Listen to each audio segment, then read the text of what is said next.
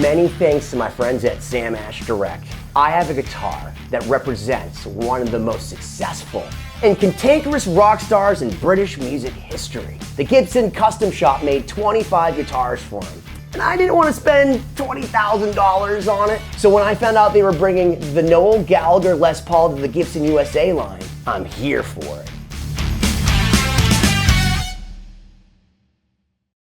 How long before I play Wonderwall? Stop gawking at it before you break up the band. Not sure if you're aware, but Oasis is back on tour. They're one of the biggest bands in the world, and they have sold out everywhere. And when Noel Gallagher, the co-lead singer and guitar player for Oasis, walked out on stage for their long-awaited comeback, showed up with a guitar that looked like this. And I gotta tell you, Noel Gallagher, it looks pretty rad. I don't like pickguards, and I don't like poker chips. But with these chromed out P90s, this pickguard looks acceptable. I like things that are sparkly or reflective. And apparently, the chrome covers on these P90s also reduce hum by shielding them. Thinking Noel Gallagher. They had a top 10 hit called Wonderwall that when I went to college, it was everywhere. And my friend Mauricio and I, we both had long hair at the time. We met each other playing on the Northeastern Quad, trying to pick up chicks freshman year. So when Mauricio first saw me, he was like, "Who's that dude?" And then we realized that we together could pick up chicks collectively by playing Wonderwall. Mauricio was from Peru and he had this really cool accent, and people would ask him all the time, like, "Do I know you from somewhere?" And he'd go, "Yeah, you know that band Oasis, you know, it's on Wonderwall." Like he'd be looking through his hair.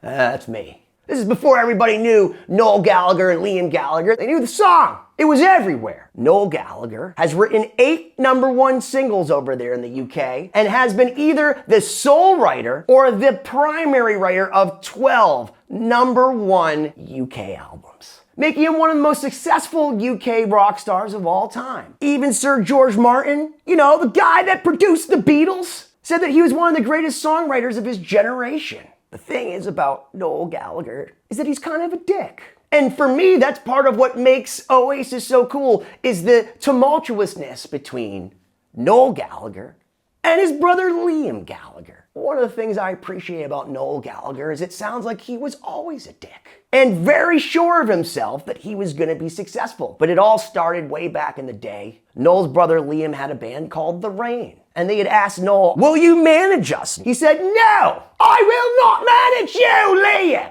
If you let me take control of your band and write all of your songs, I will spare you from rotting here in Manchester." So instead of becoming the band's manager, he becomes their songwriter. He becomes their controller. In fact, they nicknamed him the Chief. When he joined The Rain, they became Oasis. And then they wrote 3 of the fastest selling British rock albums of all time. Cranked out hit after hit. It was very clear that these guys don't like each other. Changing the lyrics on stage to make fun of one another, throwing things at each other, doing tons of methamphetamine and drinking constantly, and just overall poor behavior. Oasis was riddled right from the beginning with that special magic that's like lightning in a bottle, where they write a bunch of stuff and they also hate each other. Namely, Noel hates Liam, Liam hates Noel. And when they came out with their album, What's the Story, Morning Glory, Noel knew he had to start singing some more songs because Liam would throw temper tantrums and he would leave the stage and Noel would just pick up and start singing. They were working in the studio. They had the songs Wonderwall and Don't Look Back in Anger, 2 of their biggest hits. They thought Wonderwall was kind of crap. And then some studio guy walked in and said that they were going to make a bunch of money, and Liam decided he was going to sing that song. So Noel was like, "You know what? Then I'll sing Don't Look Back at Anger." And there it is. One of my favorite stories is when the Gallagher brothers were gonna do the MTV Unplugged. Just minutes before the taping, Liam decides, "I don't like singing over acoustic songs." So Noel's like, "What the f***, man? We got an audience. There's a taping right now on MTV. R.I.P., by the way. Noel goes on stage like a true consummate professional and kills it, sings the whole show himself. Liam decides he's gonna go up into the balcony, chain smoke cigarettes, take some shots, and then heckle the band as they do the MTV Unplugged without him. When they won Best Video of the Year, Michael Hutchence, may he rest in peace, the legendary singer of INXS, presented them an award. What does Noel say? "I don't think has-beens should be presenting awards to Gunnabes.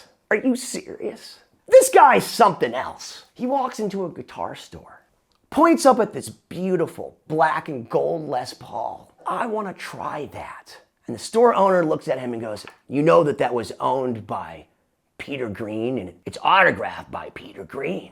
Noel was none too pleased that the shop owner did not recognize that he was the lead singer and guitarist in Oasis. So when they took the guitar down, Noel Gallagher looks at him and says, oh, this is Peter Green's guitar?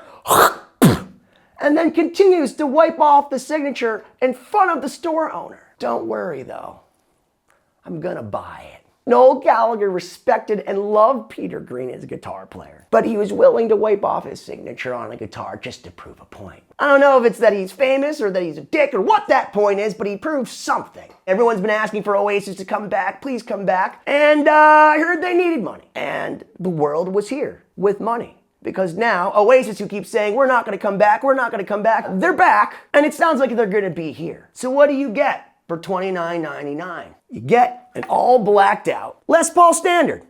Standard fare with these chromed out P90s. You have a chromed out selector switch, 22 frets. It's got a slim taper neck. And on the back of the headstock, you got Noel Gallagher's signature.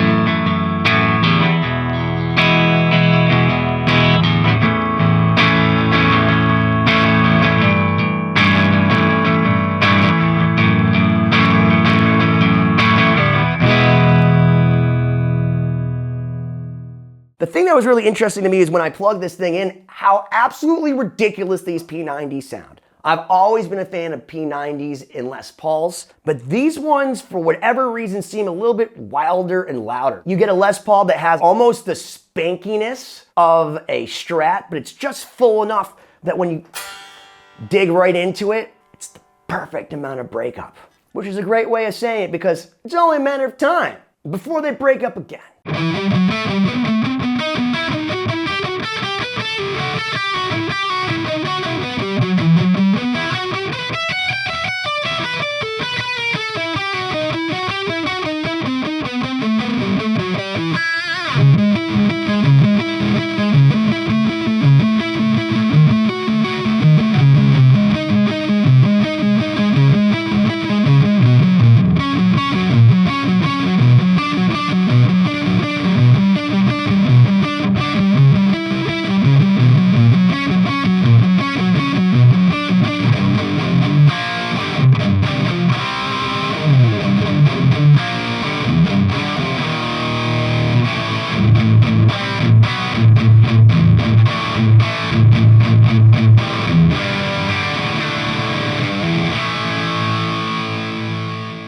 I think this guitar is completely beautiful and classic. Black on chrome on black, with just the right amount of binding. This guitar represents a true rock star. A man that you don't know if he's gonna write a #1 hit or punch his brother in the face in front of 90,000 people. And there's a certain magic to that, just like this guitar. Why don't you smash that subscribe button already?